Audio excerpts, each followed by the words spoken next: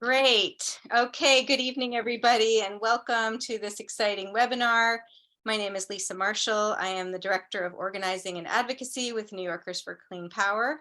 We're so happy to have you joining us tonight with this really exciting panel of speakers who have a variety of different kinds of insights and experiences to how we can take climate and environmental action right in our own schools in a way that is educational and improves carbon reductions and is better for students, teachers, the whole community.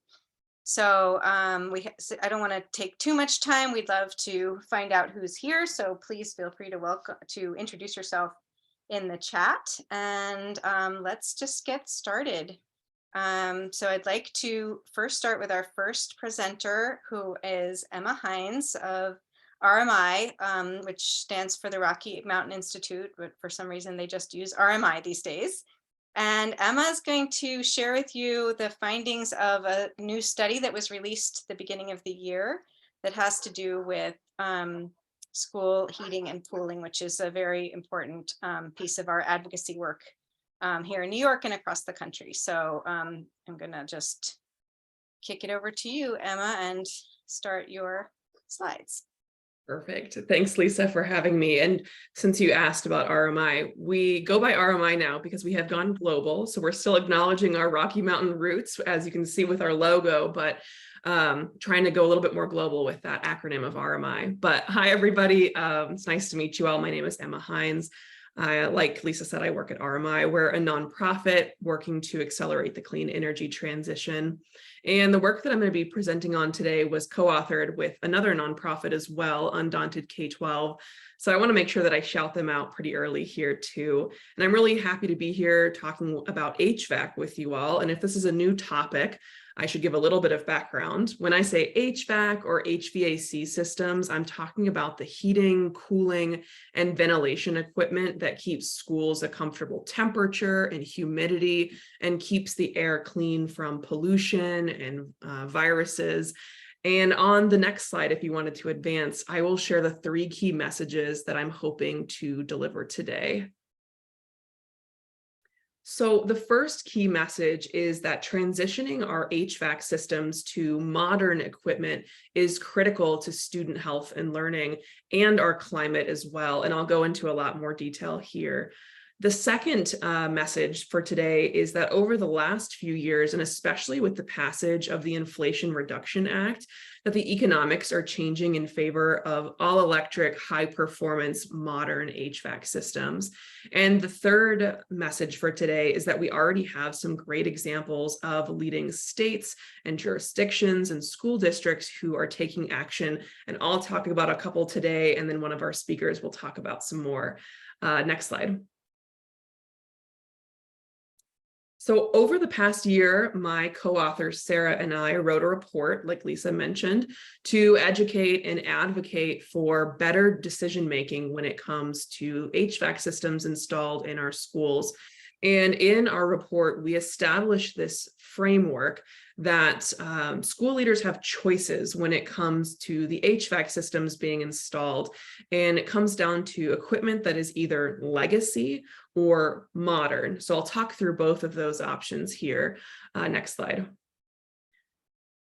So when I say legacy systems, I'm talking about equipment that relies on burning fossil fuels, things like gas, oil, or propane, where it burns on site in our school buildings to make heat, which is a really relatively inefficient process.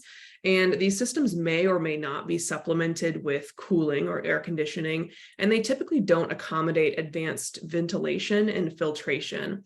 This also isn't about the age of equipment per se, but it's more so about the approach that it takes to creating heat. So even a brand new gas boiler would still be qualified as legacy because it uses this outdated and inefficient approach to heating.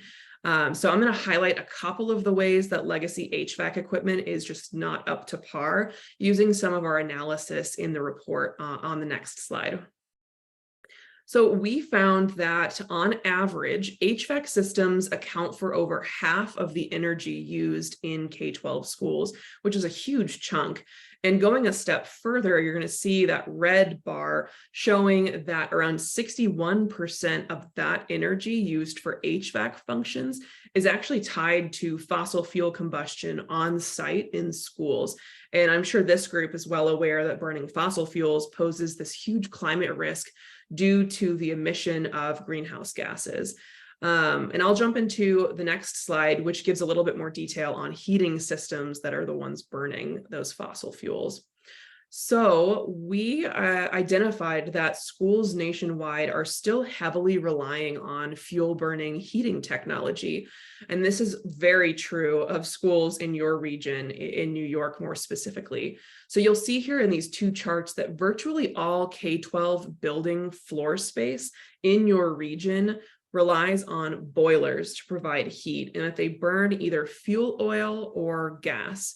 And if you click one more time for me, Lisa, our full report discusses a lot of different problems with burning fossil fuels in schools, but one that I'll pull out for you here today is a risk of carbon monoxide, gas leaks, and fires and explosions, all of which endanger student safety and learning time as well when we have to leave the classroom for these events.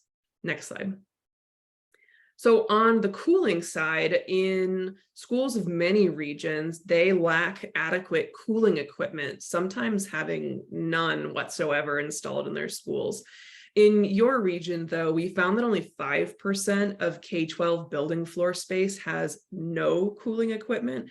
But what's more concerning to me, at least, is that 87% of schools with cooling don't cool the entirety of their floor space. So an example of that would be a school that has cooling in the main offices or maybe the gym, but not in classrooms. And you'll see that partially captured in that other category, which includes individual room AC, where it may not be used in all rooms. And if you click one more time for me, this should be no surprise to you all. You should know better than anyone else that your region is experiencing record-breaking heat. And when schools are lacking cooling, classroom comfort and student health and academic performance all suffer as a result. Next slide. So you're probably asking, okay, what's the alternative then? How can we do things differently in our schools? And I'd like to present to you modern systems, at least a brief description of them.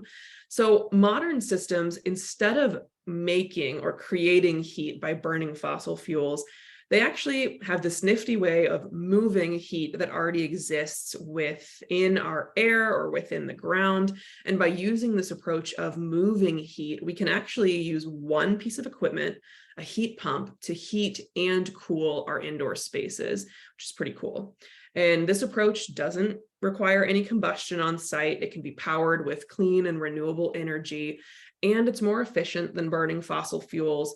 And it does a better job of ventilation and filtration. There's a lot of ands there. And what's awesome that I can report to you all is that this transition to modern equipment is actually happening in leading schools already. And on the next slide, I'll share 6 reasons why this is the future for all schools. And in the report, we outline these 6 benefits in a lot of detail. So I can't linger on any one of them for too long, since we have a lot of other speakers behind me. But just to go over them quickly, like I mentioned, heat pumps can provide both heating and cooling, meaning that they can help schools adapt to new cooling needs as the climate changes. The second big benefit is that with no on-site combustion and better ventilation and filtration, that these modern HVAC systems can actually improve air quality both within the classroom, but also in the larger community as well. The third benefit is that these systems are extremely energy efficient and can result in operational savings to the benefit of the schools. With no gas in schools, they can minimize the safety concerns that come along with gas.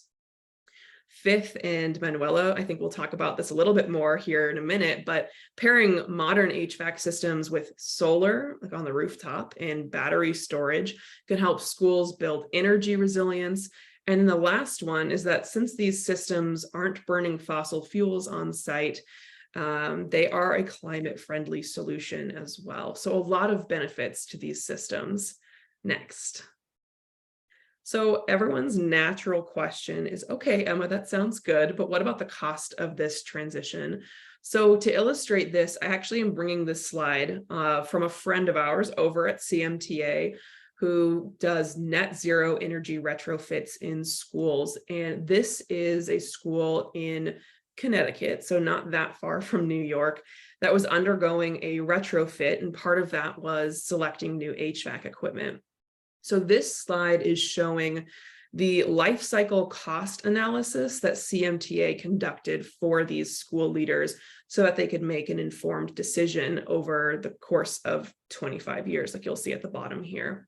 So I'm going to describe what you're seeing in this graph, starting with the red line that ends up on top. You'll see that that is the option, which is the code minimum option, which was a gas boiler in the case of this particular school. And over the course of 25 years would have ended up costing this school almost $13 million, which is a pretty penny. And the main alternative piece of equipment that they were considering was one of those heat pump systems that I was just mentioning to you all, in particular, a ground source heat pump. And that's that green line. And even though it costs slightly more upfront, they would save in the long run $3 million. And this is ultimately what the school decided to go with.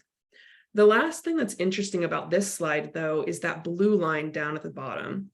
So CMTA also recently modeled how beneficial the new Inflation Reduction Act tax credits would have been for this school if it had been scoped out when those incentives were available, but it was a little bit before that. And what you'll see here is that with those IRA incentives, that this project could have been even more affordable, especially for that 1-year payback that you'll see on the left side of this graph.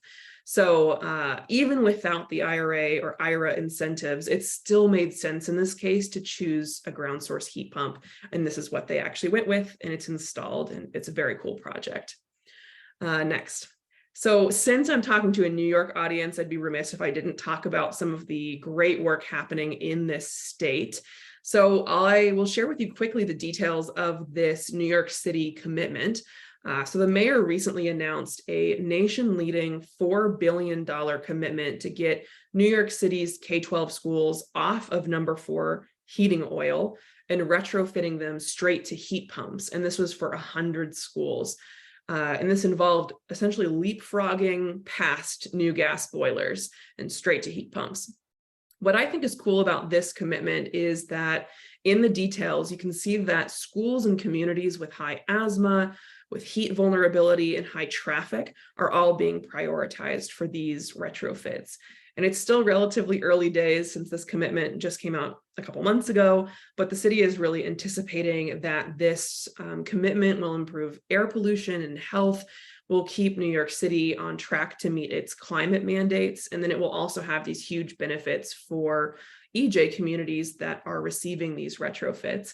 And of course, this is just New York City, and another speaker today, Hannah Morgan, is going to speak a little bit more about NYSERDA's great work as well.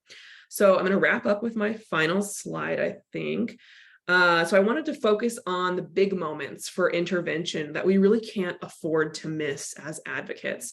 The first is new construction, which is it's one of those rare opportunities where we have an opportunity to make a choice that will last for decades in our school. So if your community is building a new school, I would encourage you all to make sure that your town leaders, your school leaders, your design partners are clear on why embracing modern systems are right for the school and right from the start as well. The second big opportunity that I would ask folks to look out for is system replacement when existing HVAC systems reach the end of their useful life. And the key here is to avoid what we would call a like for like replacement and instead just leapfrog straight to modern equipment. And a great way to set this goal early is through facilities planning, which should really reflect that desired transition from legacy to modern. And this could be folded into a decarbonization plan or just under the umbrella of a sustainability plan even. So I think my final slide's coming up here. So that's all I have for today. I really appreciate these 10 minutes. And I wanted to quickly call out our supporting organizations. They have done so much for our report in many ways. And if you're leaving this presentation feeling particularly aligned with its messages, please reach out and we would love to add you to this list of great organizations in the K-12 space. And now my actual final slide has my email address in case you want to reach out later with any questions. But that's all I have, and looking forward to hearing from our other speakers today. Thank you so much, Emma. That was such a great presentation. So Emma, I invited here to talk about this amazing report that shows all the benefits and the opportunities with school HVAC. And you might be wondering, how do you take this information that is so, it seems so clear, right? You can save money, you can improve student health and learning, you can help the climate, like what's not to love about this? But how do you take information and implement it into action with your school? And two different ways to talk about that are going to follow up, but I want to now show one way that I'm really excited about and introduce Diana Michaelson from Long Beach, California, who led and won a campaign in her large school district. So take it away, Diana. Hello, everyone. My name is Diana, and I'm currently a senior at Long Beach, senior in Long Beach, California. And when I was a sophomore in high school, I essentially founded this campaign, the Long Beach Green Schools campaign. And so what happened, just in summaries, over the summer, everything shut down because of COVID. And quite frankly, I was kind of bored. So many of my activities were shut down. And I saw one of my friends was posting that she had done this climate reality training. And I was like, oh, that's really cool. Got some more information about it. And I ended up doing a virtual climate reality training. And I was able to connect with the LA Climate Reality chapter and their youth committee, who had recently spearheaded this international green schools campaign that was essentially working to transition schools off of fossil fuels. But it was really still in the works. There wasn't really a lot of direction other than, we want to transition schools off of fossil fuels. And that was pretty much where it was. So next slide, please. But many of the people that I had met were from LAUSD, and they included the people that actually spearheaded the LAUSD movement that committed LAUSD, the largest school district in California and the second largest in the nation, to commit to 100% clean energy, and specifically to commit to 100% clean electricity by 2030 and in all other energy sectors by 2040. And you can see there were other school districts as well, like Miami-Dade, Huntington Beach, Oakland, that were also making those commitments. Next slide, please. So that's when I pretty much came to one of my teachers. It was still online. And I said, can we do something similar at LBUSD? And he was like, yep, but I'll be quite honest, neither of us knew what we were doing.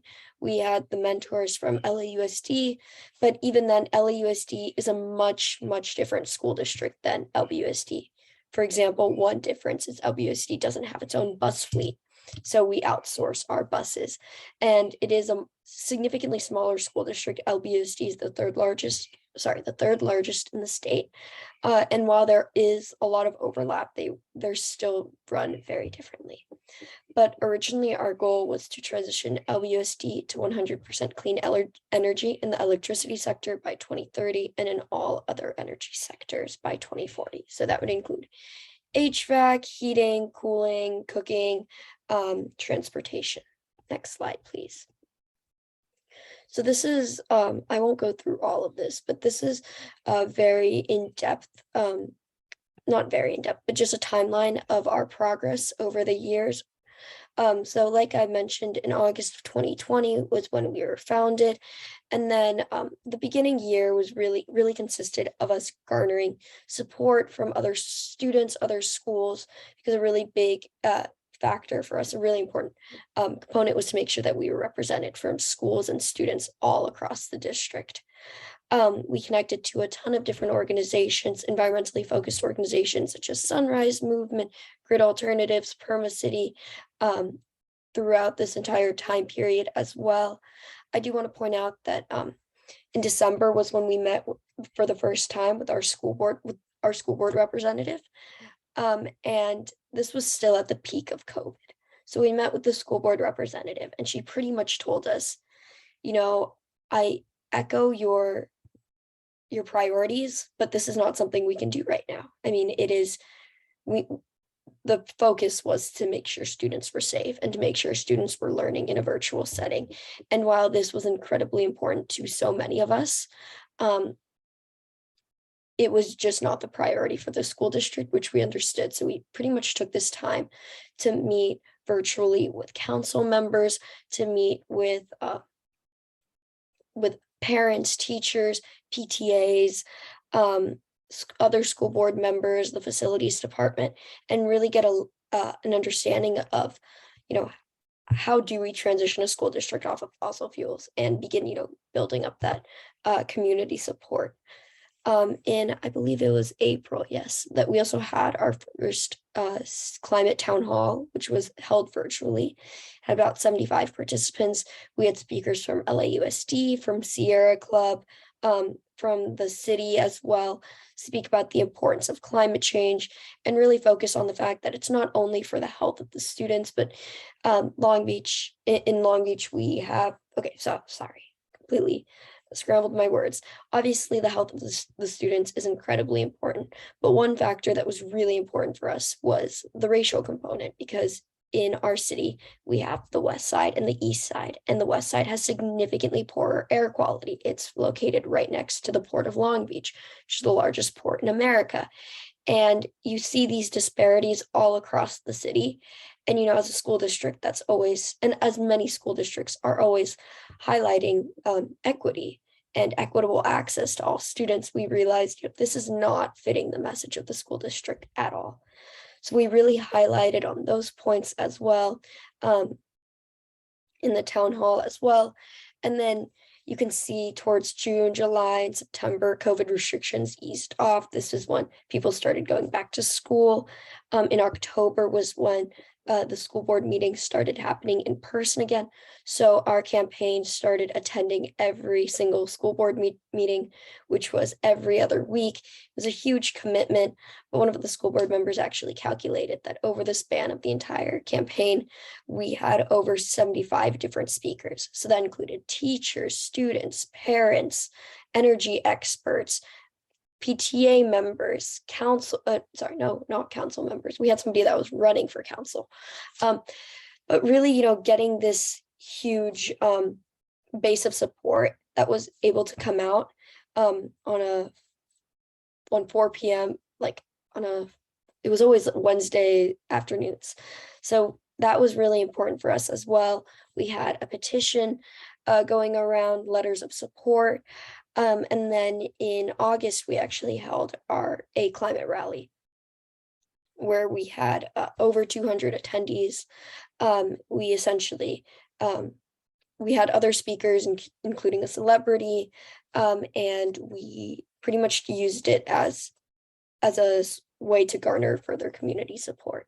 And then I'll get to this later, but after many months, after meeting with the facilities department so many times and bargaining with them and essentially deciding, how can we adjust the language so it's tangible, we were able to pass the resolution in August of 2022, which successfully committed LBUSD to 100% clean energy.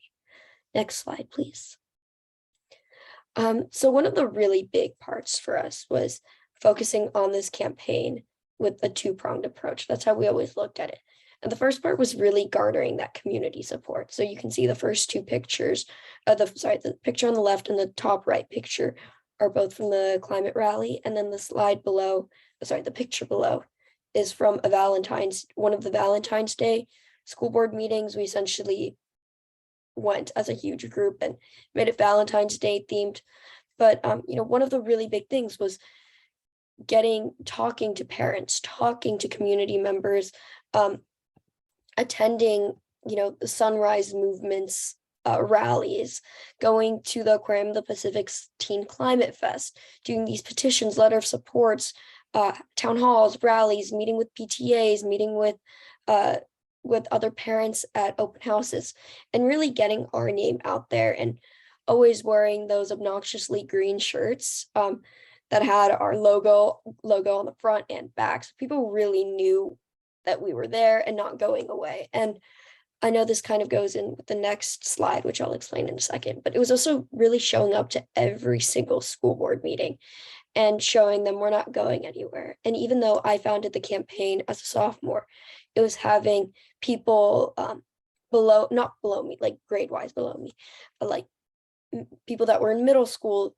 and people that were in 7th, 8th, 9th grade while I was a junior that were still really committed and coming and speaking at these school board meetings to really show like, okay, we'll all be in college in 2 years.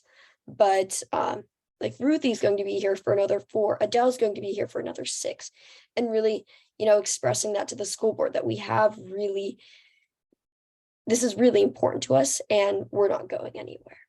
And so kind of going off of this slide, the next really important aspect for us was to work, the previous slide, was to work with the school board members and facilities department to figure out what the best way to implement this clean energy resolution would be. And it was a lot of work. I mean, at the end of the day, I think everyone has a similar goal. We have a state initiative that essentially requires us to transition to 100% clean energy off of 2045. We were not on the path for that though. But there was a lot of, debate on should we include a timeline in the resolution? And of course we were like, yes, otherwise it's a useless resolution. But it was really going through the intricacies of that document, meeting with other energy experts as well, and the staff that wrote LAUSD's resolution and seeing, what is actually effective language, working with the policy director at LBUSD and seeing, how much LBUSD could commit to. And so next slide, please.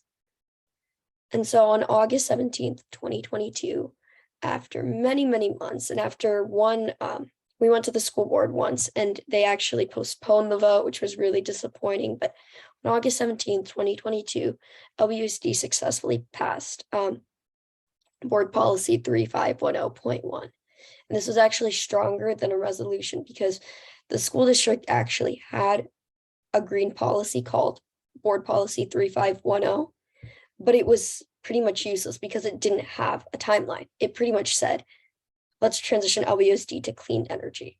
And that was it. And so we made sure to add a timeline, and at the end, just to sum up this resolution, it commits commits LBUSD to not purchase any more fossil fuel equipment. So for example, if Wilson High School is replacing their stove, they'll replace the gas stove with the electric stove. It's also a commitment to actually stay on track to achieve net zero emissions by 2045.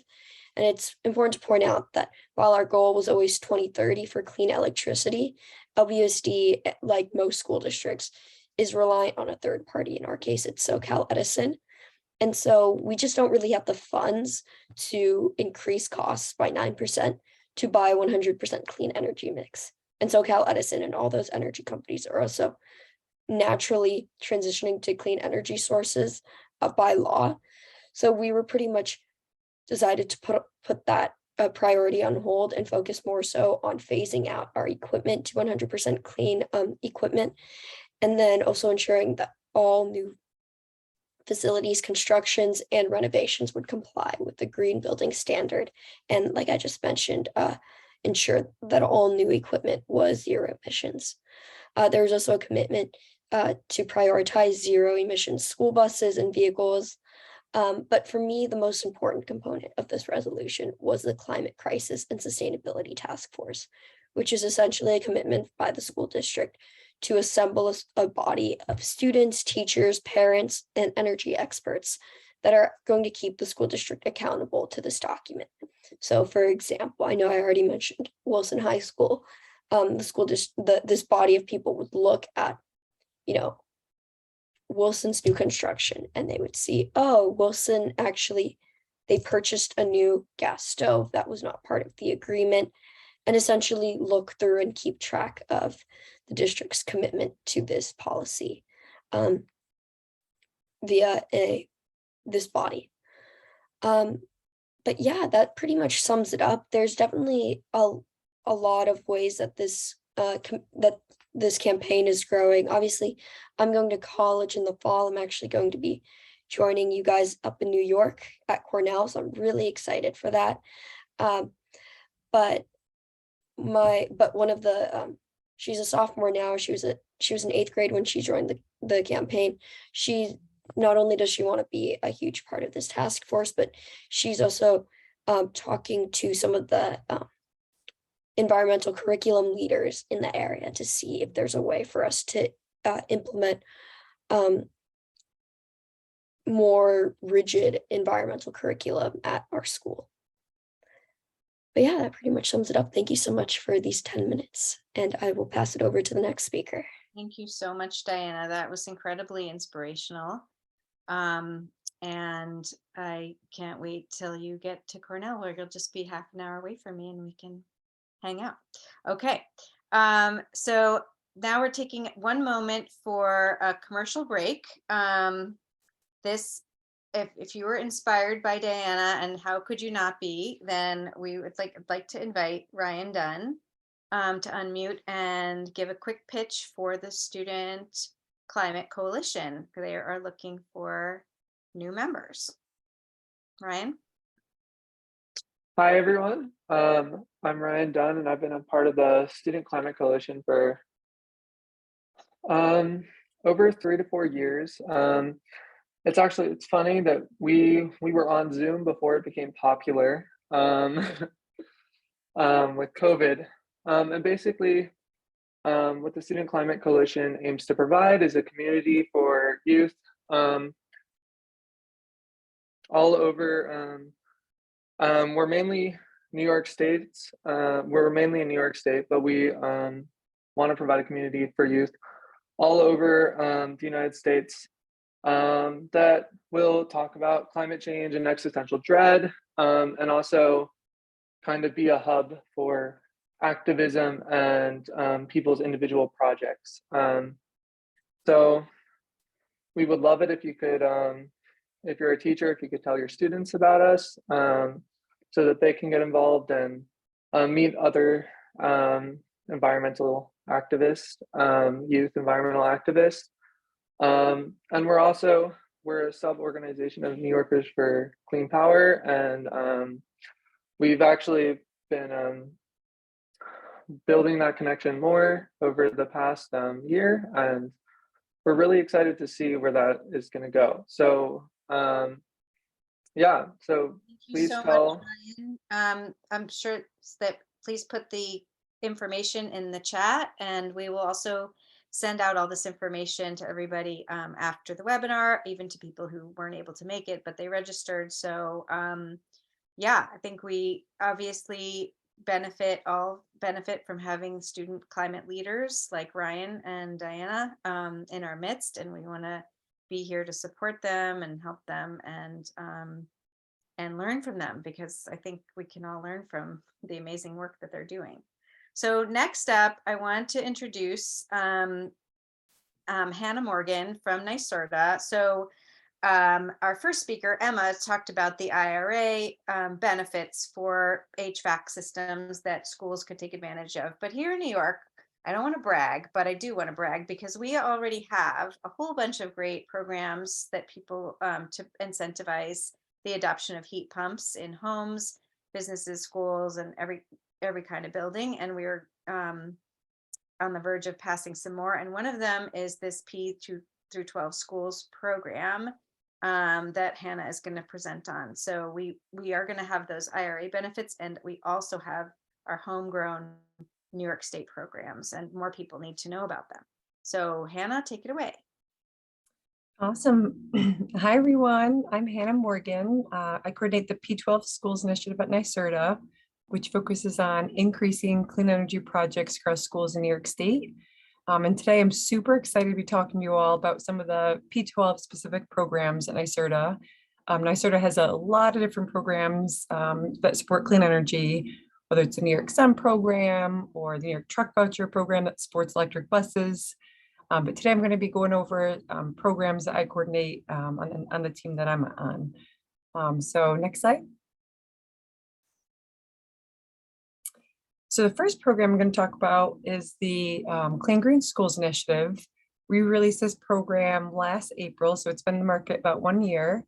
It's a $59 million program, and the goal of the program is really to help under-resourced public schools decarbonize their buildings and improve the indoor air quality across their buildings. So reduce energy use, get off fossil fuels, and create healthier buildings. The schools who are eligible in New York State are schools who are either designated as high needs or located in disadvantaged community. So there's approximately actually 60% of the public school buildings in New York State are eligible for this program, which I'm super excited about. Next slide. So the program, it provides funding in 2 different tracks. So track 1 is open enrollment, which means you apply to the program at any time, it's accepted, and then we move forward with the project. And track 1 is really focused on providing funding for services that help schools evaluate, plan for, and facilitate energy reduction projects, clean energy projects, and indoor air quality projects. So we really want to provide the technical expertise for schools when planning for clean energy projects. The second part of the program is track 2, which is competitive. Our first round closed last summer, but we're going to have multiple rounds in the future.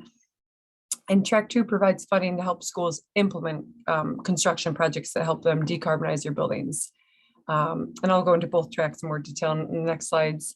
And both programs actually provide funding for clean energy education activities.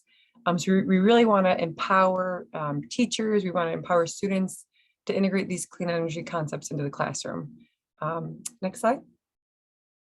So the types of activities that we pay for in our track 1 of the program, again, is really technical services to help schools hire A&E firms to help them do the work. So we pay for energy benchmarking, energy studies. So if a school is working on doing, a capital planning project, we would pay for the energy study to help them evaluate, clean heating, cooling technologies. It would evaluate more energy efficient technologies. And then at the end of the day, they're going to, at the end of a couple of months, they're going to get a report that helps them evaluate these projects. So it gives them the cost of the projects, it gives them the energy savings of the projects, really to help them make sound decisions when doing capital projects. We also pay for clean heating, cooling design projects. So if a school is looking at, transitioning off fossil fuels and they want to install a ground source heat pump project, then we would pay for the design of that system. We also pay for energy master planning, decarbonization roadmaps. So if a school district really, is serious about getting off fossil fuels, we'll pay for, a consulting firm to work with a school district to try to figure out and plan how within 5 or 10 years they could get off fossil fuels. We also pay for clean transportation studies. New York State has different goals to transition to electric buses, school buses. So we pay for school districts to evaluate how they're going to get there, whether it's what type of buses to purchase, evaluating the routes of the buses, trying to evaluate the new electrical needs of the building, of the bus garage to support the electric buses. We also pay for indoor air quality studies to make sure that schools have adequate ventilation filtration. One aspect that I'm super excited about through this program is that we pay for school districts to hire energy managers who manage the day-to-day energy use at a school district. We pay for grant writing and fiscal advisors because we know school districts sometimes under-resourced school districts might not have the capacity to write grants. So we pay for those services, and then again we pay for the educational activities. Next slide. So everything through this program is 100% cost shared, up to between 450,000 to 750,000 per district, depending on the annual energy spend and the services requested. I won't go through this table, but just I guess the main message is that there's no skin in the game from the school districts, and it's up to 750,000 for these services. Next slide. So it's super easy to apply to these programs. The only thing we require is an application, a scope of work, and a budget. You can include more than one track one services within your scope of work. And the applicant can be either the school or the engineering firm. We pay whoever the applicant is. Next slide. So track 2 of the program is competitive, and it provides funding to do the construction of decarbonization projects such as clean heating, cooling projects, and capital projects move towards decarbonization. The only thing that we do not pay for through, or not the only thing, but 2 big things we don't pay for through track 2 is system conversion natural gas and any new fossil fuel based systems, because the goal of the program is to help schools get off fossil fuels. Like I said, the first round was last July, and then we anticipate to do multiple rounds in the future. Next slide. So like I said, so through track 1 and track 2, there's funding for educational activities for students. We added this to the pond because we really want to empower students. We want to empower teachers to try to integrate these clean energy concepts in the classroom, whether it's doing field trips with students to an energy efficiency site, whether it's buying textbooks, whether it's paying teachers to write new curriculum over the summer. So through under track 1, it's 10,000 per building and 50,000 per district. So we really want to get people excited about clean energy concepts. Next slide.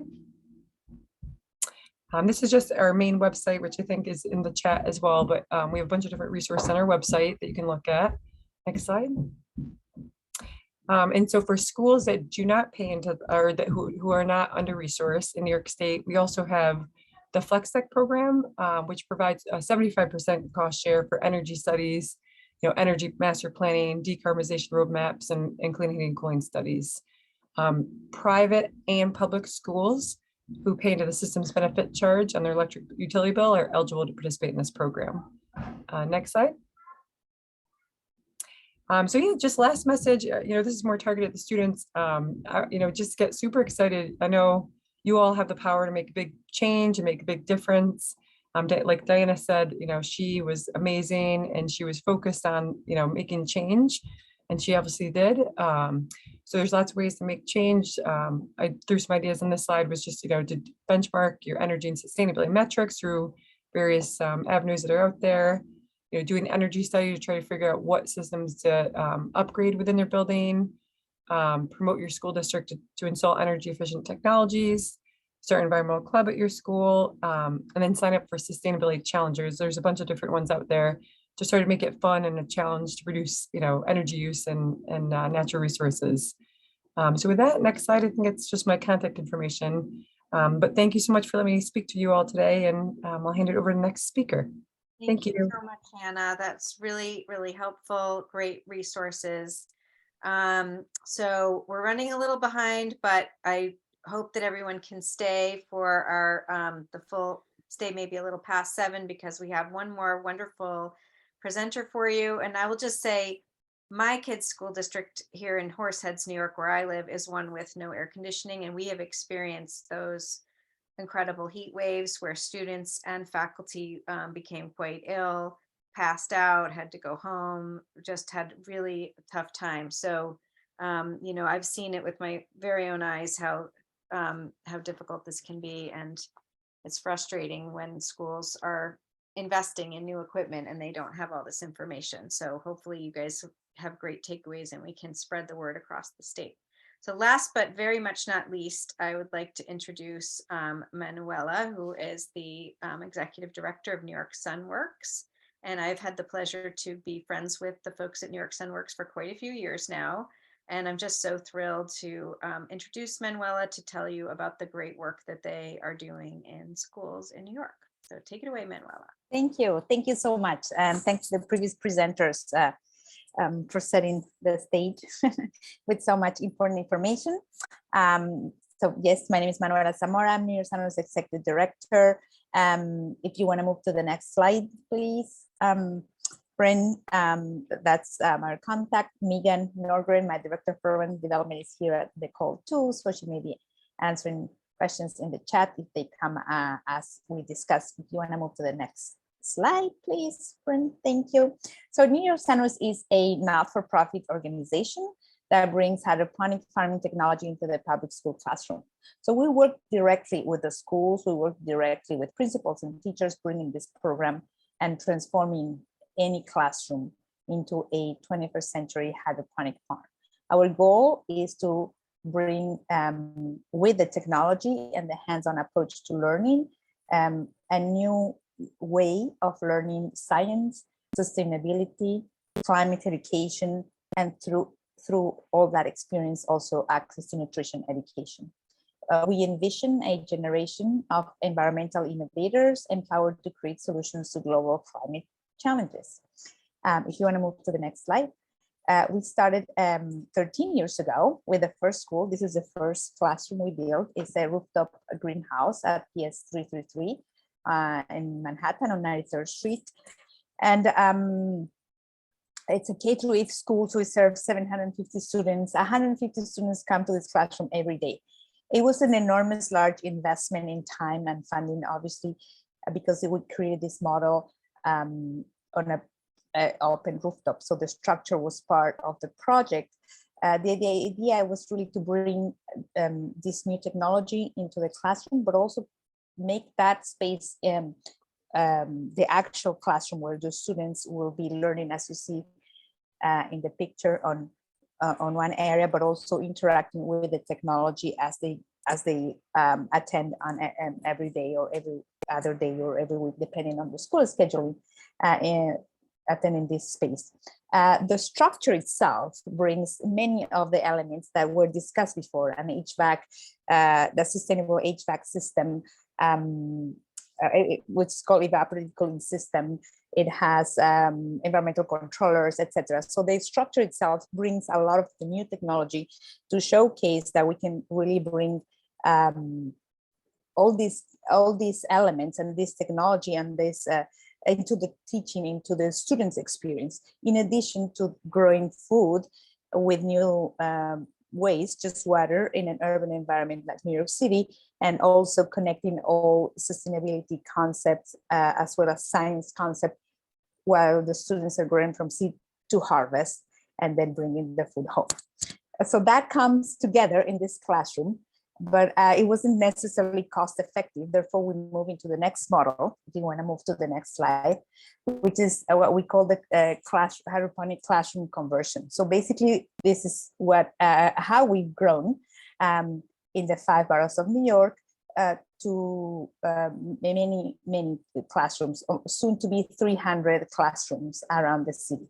So this is the classroom conversion, which brings the opportunity to the students for the hands-on approach and learning of the curriculum without the wonderful structure, but making this really more affordable. If you move to the next slide.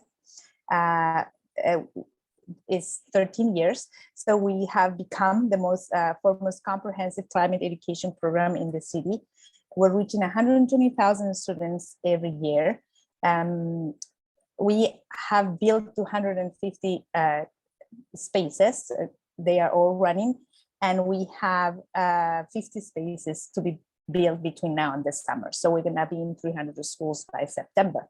You wanna move this next slide?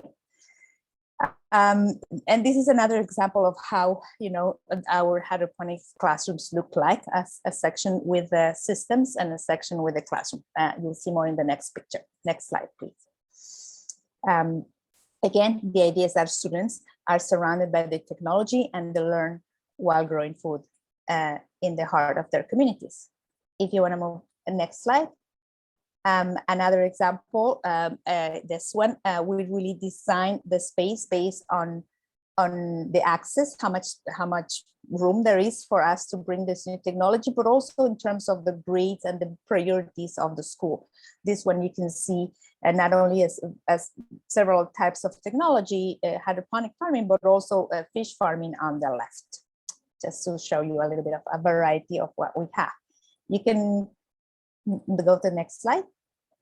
So we, in addition or in parallel to this wonderful structure that we bring, technology that we bring into the classroom, the transformation of the space, we have a comprehensive K-12 grade science, sustainability and climate education curriculum. It's a year-round grade specific curriculum, because what is also very useful about this technology is that we can use it during the school year while the kids are in class. You know, it's because it's controlled environment agriculture, you can really grow food year round, and that's part of the benefits of the technology. If you move to the next slide. The curriculum as shows here is standards-based, so it is designed to meet the New York State science standards, which are, as you know, I'm sure you all know, designed based on the next generation science standards. So we bring this partnership to the school, and the teachers, you can move to the next slide. The teachers will be trained in how to incorporate this curriculum into the daily instruction. Again, it's comprehensive, it's and year round and grade specific from K through 12. Since we have the investment of the technology and in the schools, we've developed a workforce development program for high school students. It's an urban farming certification. Next slide. The workforce development is based on the STEM curriculum that we bring to the school, but it brings also opportunities for students to access careers that didn't exist in the past, or maybe they were not obvious for them in the current school structure. So they cover STEM, urban agriculture, and we're using this opportunity to bridge this certification to higher education opportunities. We're working with the different community colleges that are starting their urban agriculture programs, and from them, many could follow also to Cornell, upstate New York, and meet Diana there in the future. The next slide, please. So really, as I was saying, while we, in addition to bringing the space and the curriculum, I mean, to transforming the space and bringing the curriculum into the classroom, we believe that the success of the program really lies into in the support we provide to the school. So there is a comprehensive technical training for the teachers, because the school will provide the teacher. We will provide the training to the teacher assigned by the school we partner with. So there is a comprehensive technical training on how to use this technology, access to the curriculum, and support teacher training on how to use and implement the curriculum, as well as weekly maintenance support and all the supplies that are required to run our farms of the year. The next slide. There are several impacts of the program, as you can imagine. In addition to high quality science education, there is also advanced project-based climate education, access to new technologies. There's a variety of technologies that's within what we provide.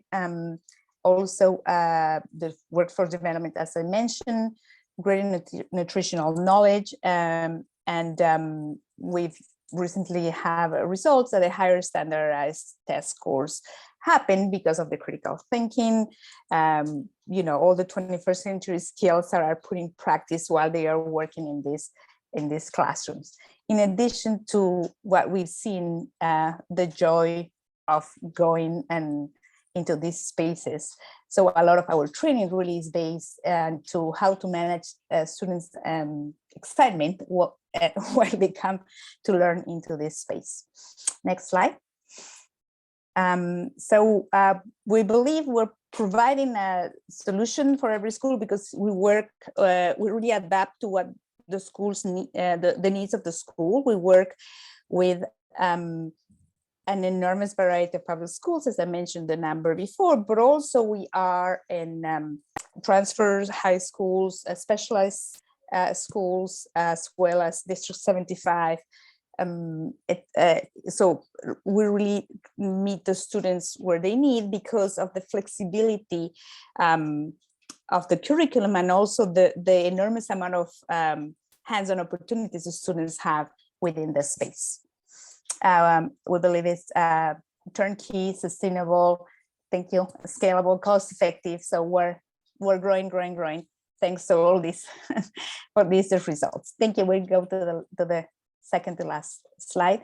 These are some quotes from the teachers, but my favorite really is the one at the bottom that it says, one kindergarten class spontaneously my ESL is coming up, spontaneously broke out in a standing ovation when told they were going to harvest tomatoes that day. And that happens, at all levels, really. The next slide. So we believe we're helping to build a generation of environmental innovators empowered to create solutions to global resource challenges. Thank you. We have, I think that's my last slide. The next one is just, an important quote from the U.S. Secretary of Education, who visited the schools and was very inspired by the process. So we hope our impact grows beyond the 5 boroughs, and then we can meet more schools, not only the state, but in other states too. That's all from me today. And thank you so much, everyone, for listening and for the invitation to having me here today. Thank you so much, Manuela. What was not clear to me is should our schools, if they're interested in bringing this program, are you able to do it all over New York or just in some areas? We're in the 5 boroughs, metropolitan areas close in New Jersey, and we're going towards the Westchester County and a little bit northern. Please contact us because we're growing every day, and we're exploring the ways to go beyond, to other areas beyond the 5 boroughs. We need to have a small number, a cluster of schools to be able to grow to a new city, but we're putting that information together. So please reach out if there's any interest. Amazing. Okay, thank you so much. What a wonderful group of speakers. So I wanted, just speaking of workforce development, and Manuela, maybe New York Sunworks might be interested in any events we're having in the city. We are working, New Yorkers for Clean Power is very interested in promoting green jobs, bringing together different stakeholders to talk about the entry points for people who are job seekers or wanting to transition into green jobs. So we're hosting a bunch of events, and there's going to be a whole bunch more that are all focused around clean energy careers. And so please visit our new website that is still being built, but it's live now, cleanenergycareersny.org, to learn more. We're pretty excited about the events that we have already scheduled and more to come. And with that, thank you so much for joining us tonight. I'm going to stay on for a few more minutes to take questions. Also, our speakers have said they will answer questions by email that were in the chat that we didn't get to tonight. And if our speakers can stay a few more minutes, I'd encourage you to stay. If you can't, I am so grateful for you for being here tonight. I think this was really inspirational, fun, informative, exciting, and I'm excited to share all this information out in the wider world beyond the 50 or so people who were on the Zoom tonight. So let's see if there's more questions, but don't feel like you have to stay. We like to be punctual, and it is 7:01. So you're very welcome to take this opportunity to sign off. But if you want to chat, I'm going to stay here a bit longer. And thank you so much to Hannah, Diana, Manuela, and Emma.